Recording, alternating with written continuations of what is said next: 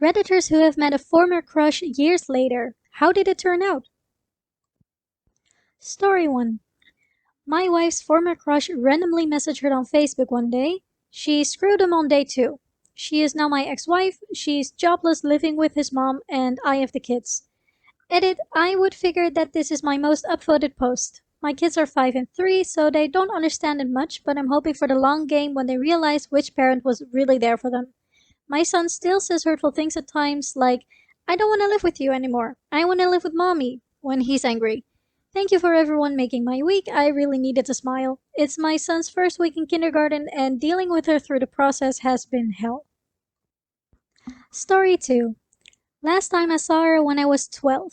I was 35 when I did some research on the internet and I found her. I sent her a letter saying hi and was curious how she was doing. Gave my email address and cell phone number.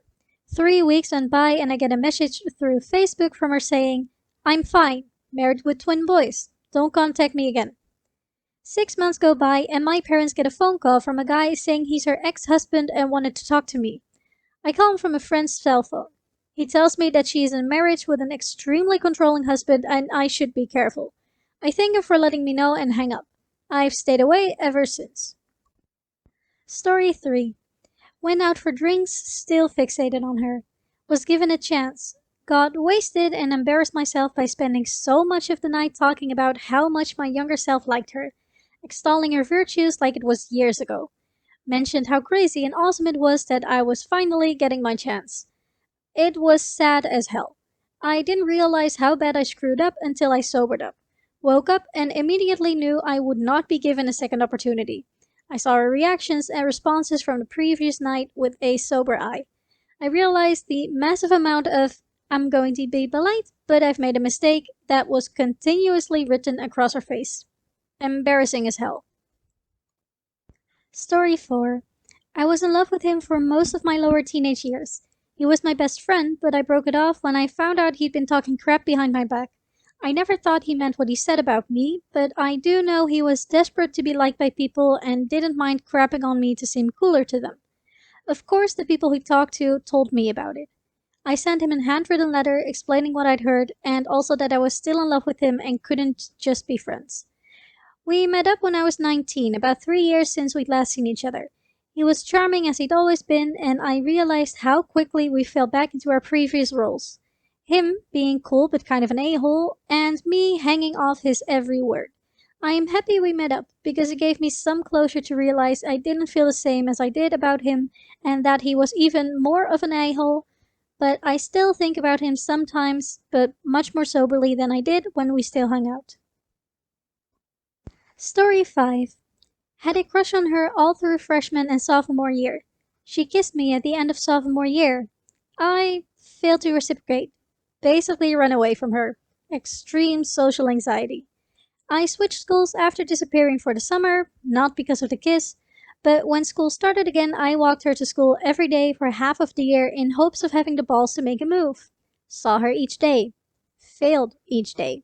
She obviously got tired of waiting, ended up with another guy, and I gave up. Come end of senior year, she shows up at my school to see some guy. She saw me, literally jumped into my arms, and forced her phone number on me. Together 7 years come November. I proposed to her around a week ago. Story 6.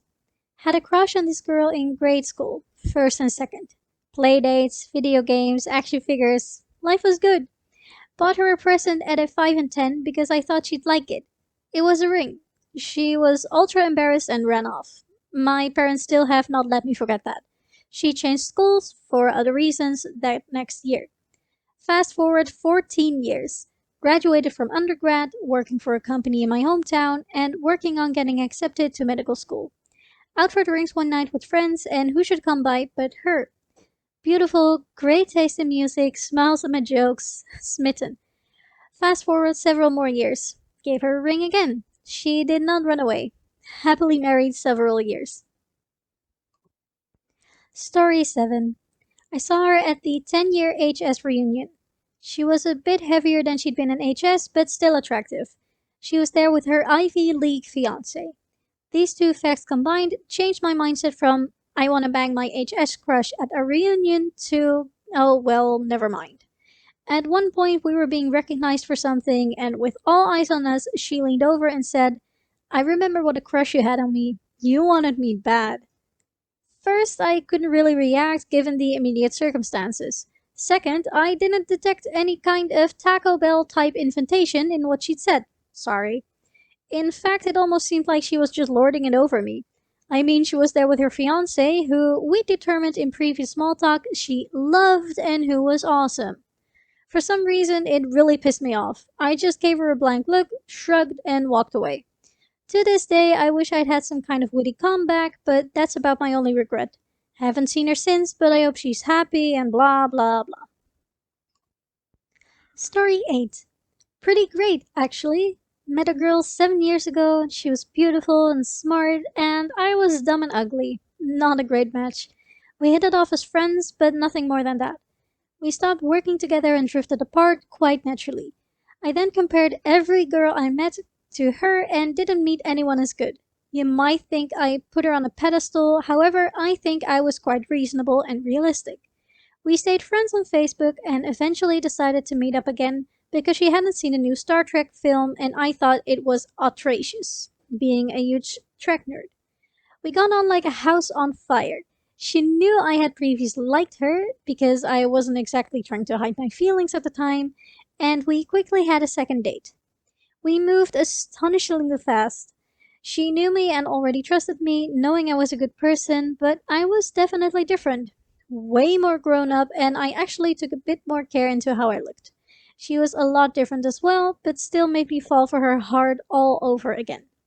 We became official after a few days, and since our third date, never spent a day apart.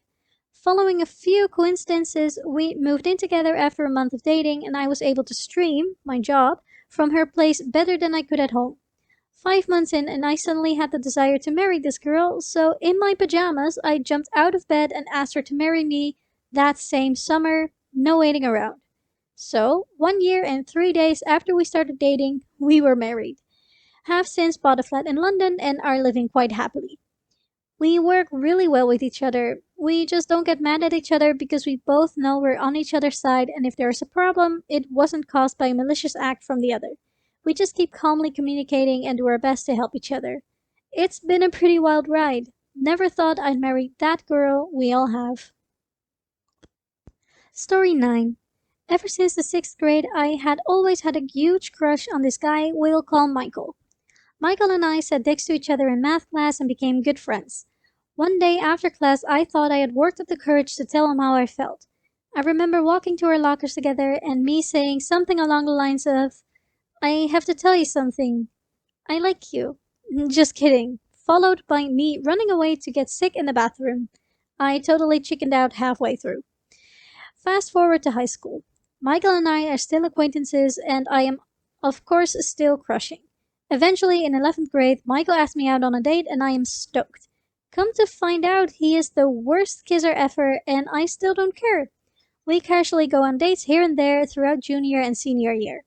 I had always hoped that we could have become more, but it was never serious, and he often went out with other girls. During my senior year in college, I ended up reconnecting with Michael over Facebook. He asked me out, and I couldn't have been more excited, hoping to maybe finally end up with this guy that I had placed on a pedestal for so long.